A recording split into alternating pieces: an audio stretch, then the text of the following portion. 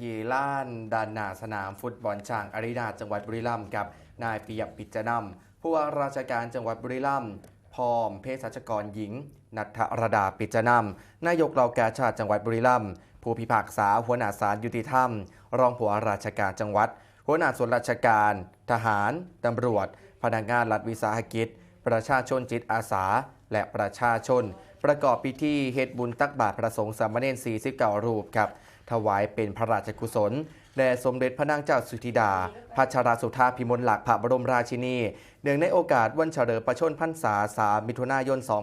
2569 ที่พระธรรมวชิระสุตาภรณ์เจ้าคณะจังหวัดบุรีรัมย์และพระสงฆ์สมณศักดิ์10 รูปเจริญพระพุทธมนต์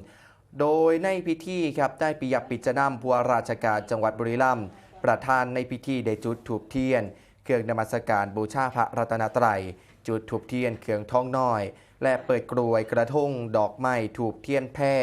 หน้าพระฉายาลักษณ์สมเด็จพระนางเจ้าพระบรมราชินีเจริญพระพุทธมนต์ชัยมงคลคาถาถวายพระพรจากนั้นผู้ว่าราชการจังหวัดบุรีรัมย์ครับพร้อมด้วยประสงค์นิกรทุกหมู่เหล่าเฮ็ดบุญตักบาตรข้าวสารอาหารแห้งถวายเป็นพระราชกุศลตลอดจนเพื่อเป็นการแสดงออกถึงความจงรักภักดีเนื่องในโอกาสวันเฉลิมพระชนพรรษาสมเด็จพระนางเจ้าสุธิดาพัชรสุธาภิมลหลักพระบรมราชินีในวันที่3 มิถุนายน 2569 โดยมีพระสงฆ์สามเณร